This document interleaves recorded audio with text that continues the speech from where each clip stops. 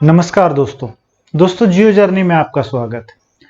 दोस्तों जैसा कि हम लोगों ने अभी तक बात की थी जियोमॉर्फोलॉजी की, भूआकृति विज्ञान की, और जिसमें हमने सबसे पहले बात की थी इंटरनल ऑफ द अर्थ, पृथ्वी की आंतरिक संरचना, और सेकंड हम लोगों ने बात की थी भूआकृति प्रक्रियाओं की, जिसके अंदर हम लोगों ने कुछ आंतरिक बलों के बारे में और कुछ बाह्य बलों के बारे में या इंटरनल फोर्स और एक्सोजेनेटिक फोर्स उनके बारे में बात की थी और गहराई से अध्ययन किया था। उसमें हम लोगों ने अर्दन निक्षेपण, हम लोगों ने लैंडस्लाइड, वेदरिंग के बारे में सब कुछ बात की थी।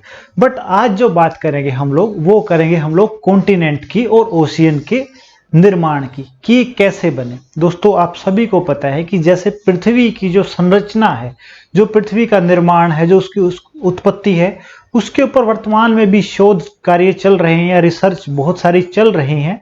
तो इसी कड़ी में आज हम देखते हैं, पर कुछ जो ज्योग्राफर थे, कुछ जो वैज्ञानिक थे, उन्होंने ये पर्यटन बहुत लंबे समय से शुरू किया और उन्होंने अपनी कुछ परिकल्पनाएं दी, कुछ अपनी हाइपोथेसिस दी कि ये जो महाद्वीप हैं या ये जो महासागर है, इनका निर्माण इस तरह से हुआ।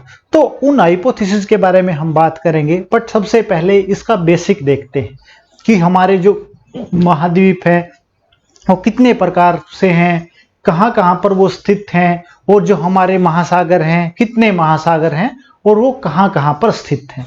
आप सभी को पता है दोस्तों, जो बेसिक ज्योग्राफी है, बेसिक जब हम पृथ्वी एनसीईआरटी वगैरह पढ़ते हैं ज्योग्राफी की, एसएस की क्लास 6 से, तब हम पढ़ते हैं कि जो हमारे कॉन्टिनेंट है वो 7 कॉन्टिनेंट और जो 5 ओशियन हैं या महासागर हैं।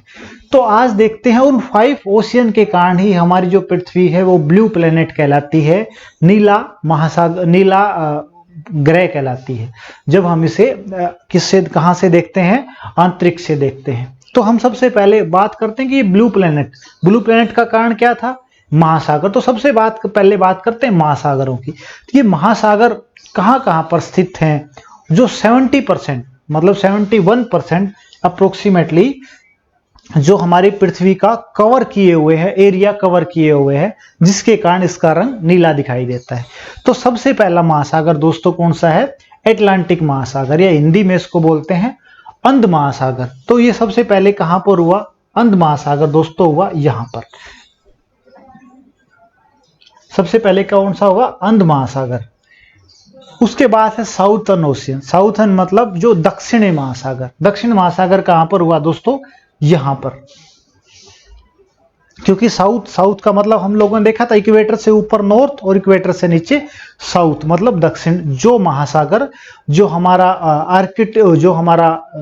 जो अंटार्कटिका है, उसके जो चारों तरफ का जो महासागर है उसको बोलते हैं हम साउथर्न ओशियन। और थर्ड है आर्कटिक ओशियन। आर्कटिक ओशियन कहां पर हुआ दोस्तों, आर्कटिक ओशियन या यहां पर, थर्ड आर्कटिक ओशियन।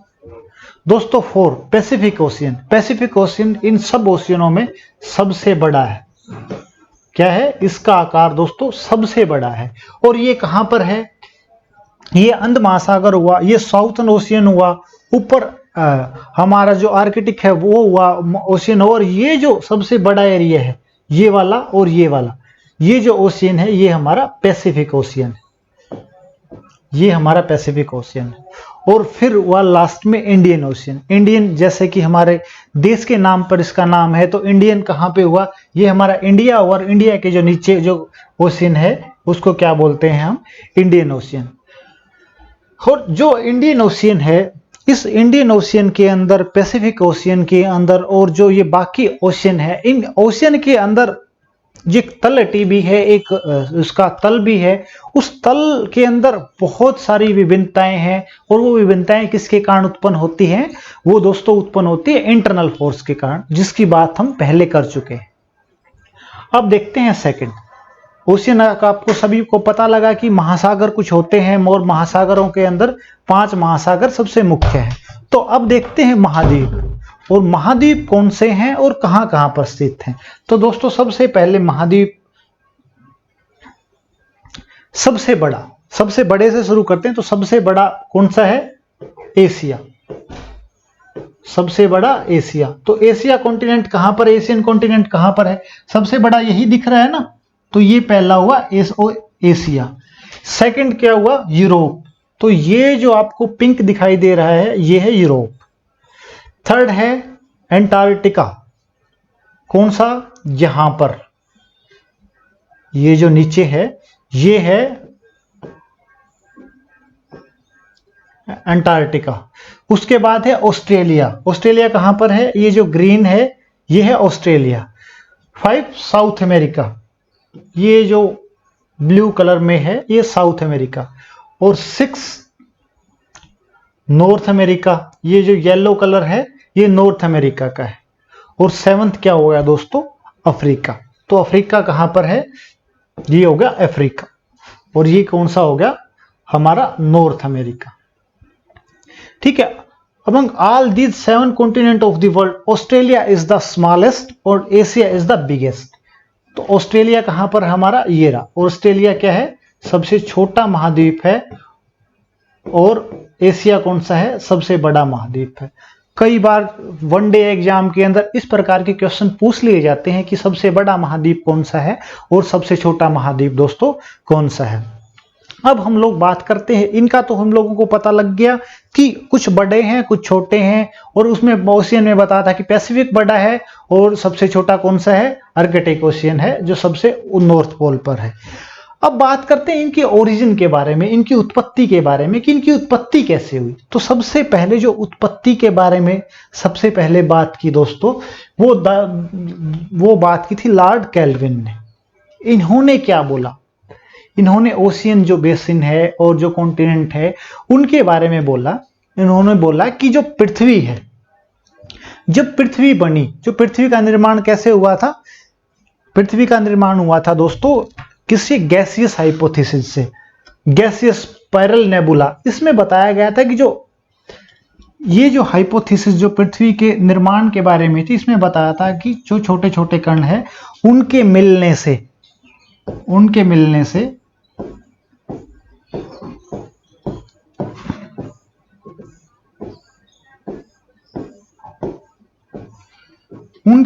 से हमारी पृथ्वी का निर्माण हुआ। और ये जो कण थे वो कहां से आए, एक नेबुला से।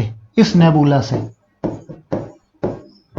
नेबुला से ये कण अलग हुए और इन कणों के कारण ही हमारी जो पृथ्वी है उसका निर्माण हुआ।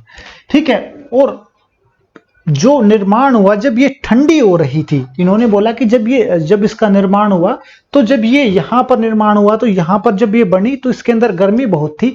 बट ये जैसे ही धीरे धीरे ठंडी हुई तो क्या हुआ, कुछ एरिया, जैसे ये जो हमारी अर्थ बनी, इस अर्थ के अंदर कुछ एरिया जल्दी ठंडे हो गए जिसके कारण वो नीचे की तरफ बैठ गए और कुछ जो एरिया थे वो वैसे के वैसे रहे। तो जो एरिया ऊपर रहे उनको बोला इन्होंने कॉन्टिनेंट, और जो नीचे बैठ गया उसको बोला इन्होंने ओशियन, या ओशियन का निर्माण हो गया। अब ओशियन का निर्माण कैसे हुआ, तो इसकी भी इन्होंने इनसे किसी ने पूछ लिया कि सर ये ओशियन का निर्माण कैसे हुआ। ठीक है, वो कॉन्टिनेंट तो बन गए जो ऊपर खड़े थे, ओशियन थे वो कैसे बने। इन्होंने बोला कि जो पपड़ी, जो क्रस्ट भाग, जो पृथ्वी का आंतरिक भाग जहां से जल्दी ठंडा हुआ तो वो सिकुड़ गया और नीचे बैठ गया। पर बोले पानी कहां से आया, तो इन्होंने बोला कि जो उस टाइम जो हमारा जो वातावरण था, जो एटमॉस्फेयर था, उसके अंदर वाटर वेपर थे और वो वाटर वेपर रेन के रूप में यहां पर इनको ओशियन को मतलब इस जो गड्ढा था इसको भर दिया। ये इनके बाद इनका बड़ा क्रिटिसाइज हुआ कि यार ये पॉसिबल नहीं है। तो इसके बाद नेक्स्ट क्या आया, नेक्स्ट हाइपोथेसिस दोस्तों लेपवर्थ और लाउ ने। दोस्तों ये लेपवर्थ थे, इन्होंने सबसे पहले बताया कि जब पृथ्वी ठंडी हुई, इन्होंने बताया कि जो पृथ्वी के अंदर गर्मी थी वो पृथ्वी की जब गर्मी ठंडी हुई तो जो हमारी क्रस्ट थी, हम लोगों ने पढ़ा था ना कि हमारी जो सबसे पहले ये हम लोगों ने इंटीरियर ऑफ द अर्थ पढ़ा था ना, क्रस्ट, मेटल और कोर, सीएमसी पढ़ा था ना। अब इस सीएमसी में क्रस्ट जो सबसे ऊपरी भाग है, इन्होंने बताया कि जब पृथ्वी ठंडी हुई, यहां से ठंडी होने शुरू हुई तो ये सिकुड़नी शुरू होगी। ये जो एरिया था ये सिकुड़ना शुरू हो गया, और सिकुड़ना शुरू हुआ तो इसमें क्या हुआ, सिकुड़ने के कारण, कंप्रेस होने के कारण, हम लोगों ने कंप्रेशन पढ़ा था ना। और कंप्रेशन जब हुआ ये नीचे की तरफ हुआ, मतलब कंप्रेस में यही होता है ना इस साइड से इसने पुश किया, इस साइड से इसने पुश किया। इस कंप्रेशन के कारण क्या हुआ कि कुछ एरिया नीचे बैठ गए और कुछ एरिया वहां के वहां रहे। ये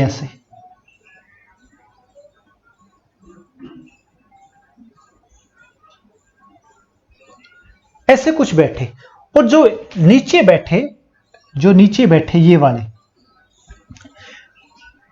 और जब ये नीचे बैठे तो इसको बोला इन्होंने साइक्लाइन, जो कि हम लोग फोल्ड के अंदर या कंप्रेशन के अंदर पढ़ चुके हैं। तो जो नीचे बैठा उसको क्या बोला इन्होंने, साइक्लाइन, और जो ऊपर रहे या जो थोड़े से ऊपर उठे उसको बोला इन्होंने एंटीक्लाइन। और इन्होंने फिर यही बोला कि जो नीचे का एरिया था, जो नीचे दबे जो साइक्लाइन थी, उसके अंदर फिर बारिश हुई और बारिश से फिर वो महासागरों के रूप में कन्वर्ट होगी। उसके बाद जो लो मुद्दे थे, लेपवर्थ के बाद लो आए तो इन्होंने इसके अंदर ही थोड़ा बहुत सुधार किया और उन्होंने बताया कि इसमें ये जो क्रस्ट है या फिर क्रस्ट की जो फॉर्मेशन है, जो श्रिंक है, वो जो सिकुड़ना है, उस सिकुड़ने का कारण क्या था, इन्होंने लव ने बताया कि ग्रेविटी।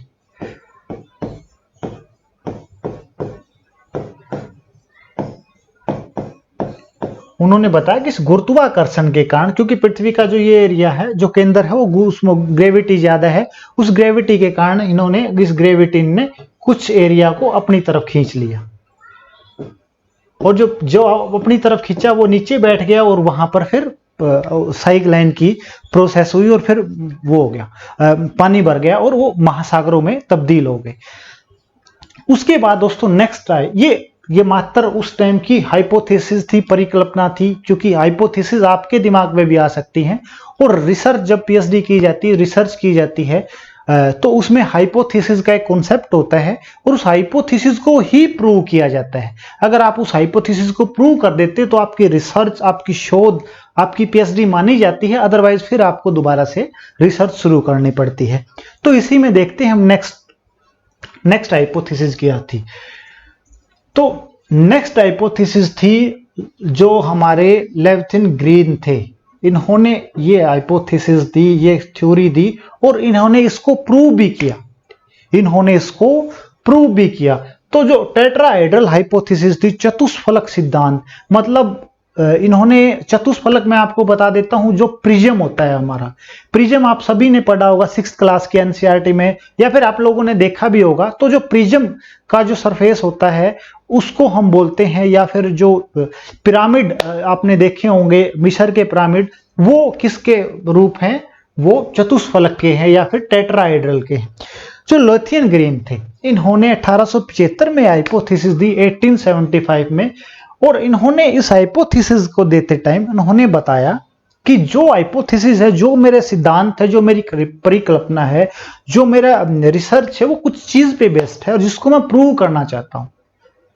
तो उन्होंने पूछा कि आप क्या प्रूव करना चाहते हो, आप जो सिद्धांत दे रहे हैं, क्या वो आप किस पे डिसाइड है, वो किस पे डिपेंड है। तो उन्होंने बताया कि जो अर्थ है, अगर अर्थ को ध्यान से देखें, आप पृथ्वी को ध्यान से देखें और कॉन्टिनेंट को ध्यान से देखें, तो सभी की जो शेप है वो कहीं ना कहीं किस जैसी है, त्रिभुजाकार है।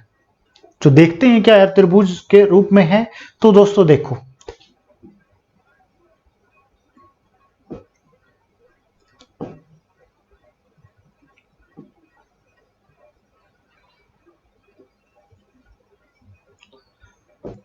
क्या उनकी बात सही थी?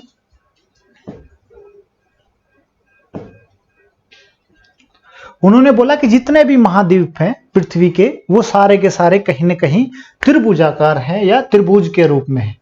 यही कुछ है, उनकी बात सही थी। पहली बात कि मैं इसको प्रूव करना चाहता हूं कि ये क्यों है। सेकंड, उन्होंने बोला कि महाद्वीप नहीं, महासागर जो है, हमारे ओशियन है, वो भी किस रूप में है, त्रिभुजाकार रूप में है। अब देखते हैं कि क्या ये भी त्रिभुजाकार रूप में है। तो हाँ, ये भी अगर देखा जाए तो कहीं ना कहीं त्रिभुज के रूप में है। अब त्रिभुज कौन सा हुआ, ये देखो,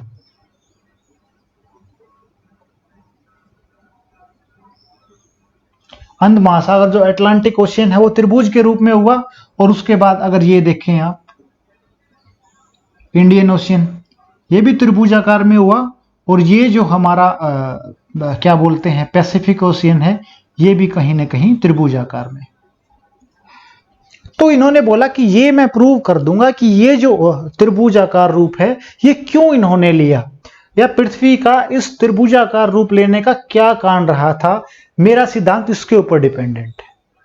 उन्होंने इसके बाद नेक्स्ट बोला कि placement of the southern pole in the land area. उन्होंने बताया कि जो साउथ एरिया है, जो दक्षिणी गोलार्ध है, उसके अंदर जल पानी की अधिकता है, और जो नॉर्थ पोल है, नॉर्थ हेमिस्फेयर है, जो उत्तरी गोलार्ध है दोस्तों, उसके अंदर स्थल भाग की अधिकता है। इसको भी मैं प्रूव करूंगा, इसको भी मैं बताऊंगा कि ये इसकी अधिकता क्यों है। उसके बाद इन्होंने बताया कि जो 1/3 of the world surface is the covered by the Pacific Ocean and its widest point। इन्होंने बताया कि ये जो पैसिफिक ओशियन है, इसकी जो चौड़ाई है ये भी क्यों है, ये इतना चौड़ा क्यों है, ये इतना बड़ा क्यों है, इसके पीछे भी मैं आपको कारण बताऊंगा। और location of the chain of the fold mountain of the Pacific ocean. और इन्होंने बताया कि जो पैसिफिक ओशियन है, जो हमारा प्रशांत महासागर है, उसके किनारे पर जो महाद्वीप हैं, उन महाद्वीपों के जो किनारे हैं उनके ऊपर फोल्ड माउंटेन है। हम लोगों ने जब इससे पहले लेक्चर पढ़ा था, तो हम जब लोगों ने फोल्ड पढ़ा था, वलन के बारे में पढ़ा था, तो हम लोगों ने देखा था कि इनका निर्माण कैसे होता है। तो इन्होंने बताया कि मैं उसके बारे में भी आपको प्रूव करके बताऊंगा। तो ये जो लोथियन ग्रीन थे, ये उनकी पिक्चर है, आप देख सकते हैं। तो इन्होंने बताया दोस्तों, ये जो मैंने आपको बात बताई, ये बातें ये प्रूव करना चाह रहे थे, और इन्होंने इनको प्रूव भी किया। इन्होंने बोला कि जो हमारी पृथ्वी है, ये पृथ्वी धीरे धीरे ठंडी हो रही है, ये ठंडी हो रही है। और जो कोई सरफेस, जब कोई राउंड शेप की कोई बॉल के चारों तरफ से इक्वल प्रेशर दिया जाता है, तो वो क्या हो जाती है, चतुष्फलक में कन्वर्ट हो जाती है। मतलब अगर कोई गोला है ऐसे गोल, उसको चारों साइड से, यहां से, यहां से, यहां से, यहां से, और सभी जगह से सेम प्रेशर दिया जाए, तो वो जो राउंड शेप है वो किस में कन्वर्ट हो जाएगी, इस प्रकार के एक चतुष्फलक में या त्रिभुज के आकार में कन्वर्ट हो जाएगी। और बोला ये जो बात है, ये पृथ्वी के ऊपर भी डिपेंड है। ये जो पृथ्वी है उसके ऊपर भी ये बात वैसे की वैसी खरी उतरती है। तो किसी ने पूछ लिया कि आप बताओ कि कैसे खरी उतरती है। तो इन्होंने बताया कि जो पृथ्वी है, जो उसकी पृथ्वी की जो संरचना है, वो चतुष्फलक की है, और मैं इसको प्रूव कर सकता हूं। तो इन्होंने प्रूव सबसे पहले दिया कि जो त्रिभुज हैं, इन्होंने जो त्रिभुजाकार थे, इन्होंने इन त्रिभुजाकार के बारे में सबसे पहले बताया। इन्होंने सबसे पहले बताया कि जो हमारी पृथ्वी है, उस पृथ्वी को अगर देखा जाए, तो वो जो हमारा कॉन्टिनेंट और जो हमारे ओशियन के जो स्ट्रक्चर हैं, उसका जो उनकी जो संरचना है या उनका जो आकार है, वो आकार एक चतुष्फलक के रूप में अगर बैठाया जाए तो वो सही बैठता है। तो किसी ने पूछ लिया कि चतुष्फलक के तो जो किनारे हैं, ये वाले जो किनारे हैं, वो हमेशा मतलब क्या होते हैं, शार्प होते हैं। इन्होंने बोला कि ग्रीन मोहिद्दे ने बोला कि हाँ, वैसे नॉर्मल अगर आप किसी संरचना को देखें तो चतुष्फलक के जो किनारे हैं वो हमेशा ही शार्प होते हैं, बट पृथ्वी के जो परिप्रेक्ष्य के अंदर ये जो किनारे हैं वो राउंड शेप में है या गोलाकार रूप में है, और ये इतने बड़े हैं कि इनके ऊपर पूरे के पूरे कॉन्टिनेंट बसे हुए हैं। तो इन्होंने सबसे पहले बताया कि जो नॉर्थ पोल है, जो हमारा नॉर्थ हेमिस्फेयर है, उस नॉर्थ हेमिस्फेयर को अगर देखा जाए तो वहां पर नॉर्थ हेमिस्फेयर के ऊपर जल की अधिकता है। नॉर्थ पोल के ऊपर आप देखें तो जो आर्कटिक अपना ओशियन था, आर्कटिक ओशियन कहां पे था, नॉर्थ पोल पे। और उन्होंने बोला कि जो साउथ पोल है वहां पर भूमि की अधिकता है। बोले ये बात सही है। तो बोला कि अगर इसको मतलब एक प्रिज्म को उल्टा किया जाए, एक चतुष्फलक को उल्टा किया जाए, तो मैं ये प्रूव कर सकता हूं, क्योंकि चतुष्फलक का जो आधार है वो ऊपर बैठेगा और जो किनारे हैं, जो इसका शार्प एरिया है, वो नीचे की तरफ बैठेगा। बोले आप ठीक बोल रहे हैं। तो बोला ये जो एरिया है, इन्होंने प्रूव किया, इन्होंने बताया कि जो पृथ्वी के जो ये किसी चतुष्फलक के ये जो किनारे हैं, इन किनारों के ऊपर हमारे महाद्वीप स्थित हैं।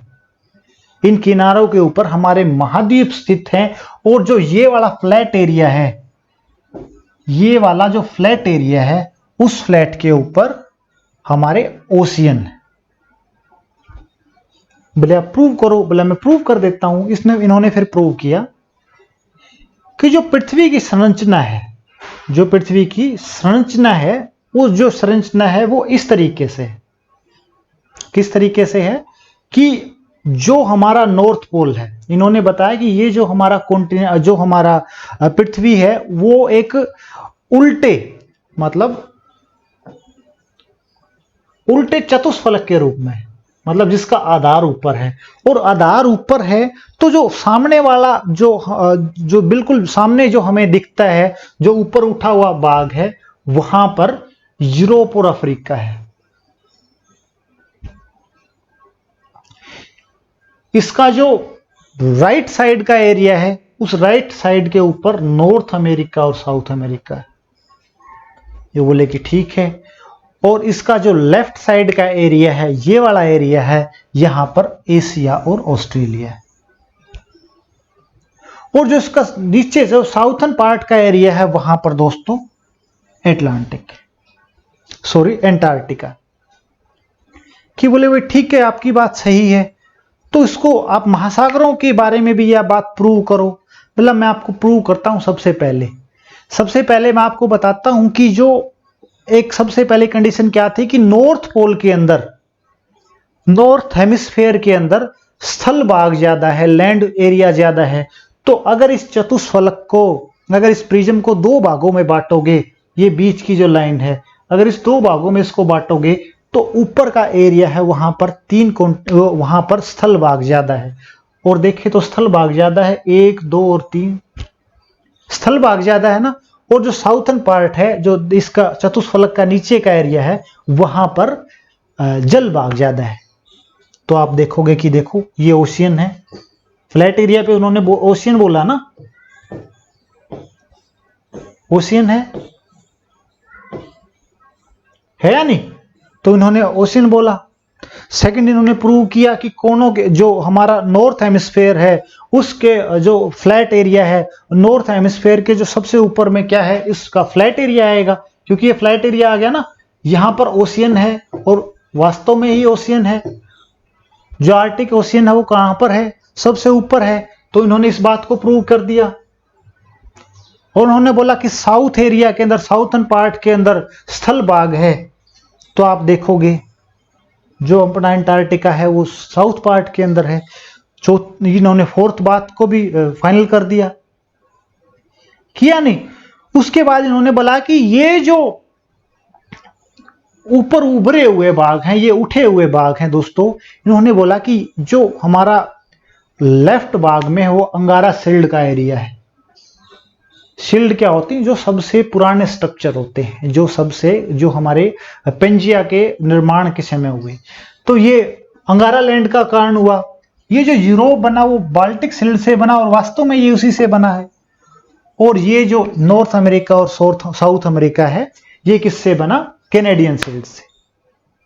और इन्होंने साउथर्न जो पार्ट है, जो अंटार्कटिका है, वो किससे बना? अंटार्कटिका शील्ड से। अगर आप अंटार्कटिका की बर्फ हटाकर देखोगे तो उसके नीचे जो शील्ड है, जो क्या बोलते हैं कि जो स्थल भाग है, उनका सेम एज मिलेगा चारों का। इन्होंने ये भी प्रूव कर दिया। तो अब समस्याएं कहां पे रही? तो इनका क्रिटिसाइज कहां पे हुआ दोस्तों?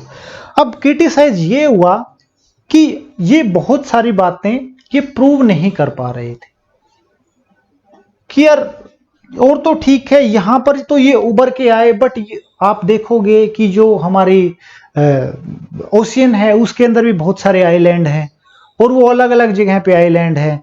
फोल्ड माउंटेन तो आप बता सकते हैं, बट बाकी जो वो माउंटेन है उनके बारे में आप क्या बताओगे? तो उस समय इनका थोड़ा सा क्रिटिसाइज हुआ। बट ये जो हाइपोथेसिस थी ये लंबे टाइम तक चलती रही।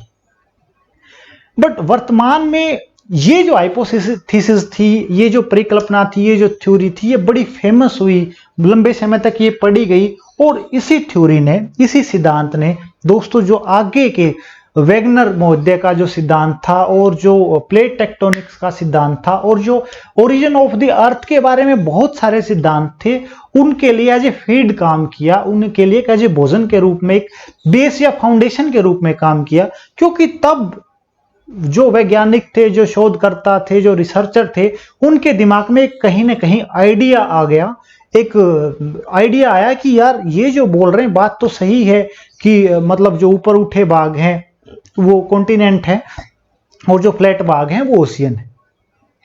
तो उसके ऊपर और ज्यादा शोध हुए, और उसके बाद हमारे पास जो प्लेट टेक्टोनिक्स और जो पंजिया वगैरह जो डिवाइडेशन हुई थी, सी फ्लोर स्प्रेडिंग वगैरह की ये जो थ्योरी थी, वो हमारे सामने आई।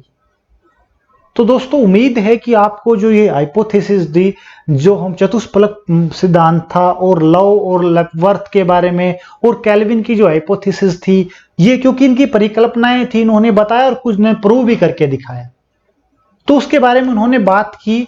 और ये इंपॉर्टेंट इसलिए रही क्योंकि ये आगे वाली जो रिसर्च थी, आगे वाले जो शोध थे, उनका शुरुआत थी। तो दोस्तों उम्मीद है कि आपको ये जो हाइपोथेसिस है या थ्योरीज है ज्योग्राफी की, ये आपको पसंद आई होगी। और अगर आपके पास इसके लिए कोई और सजेशन है तो आपका मोस्ट वेलकम है। आप हमारे पास वो सजेशन भेजिए, कमेंट कीजिए, ताकि हम आपसे और सीख सकें, और हमारे जो लेक्चर है उसको और जो डिलीवरी है उसको और बढ़ा सके, ताकि जब आपके जो सजेशन है उसको ऐड करके हम और ज़्यादा से अच्छे से लोगों को देंगे, तो इससे हमारी नॉलेज का और जो जनरेशन है उसका डेवलपमेंट और ज़्यादा होगा। तो दोस्तों तब तक के लिए धन्यवाद।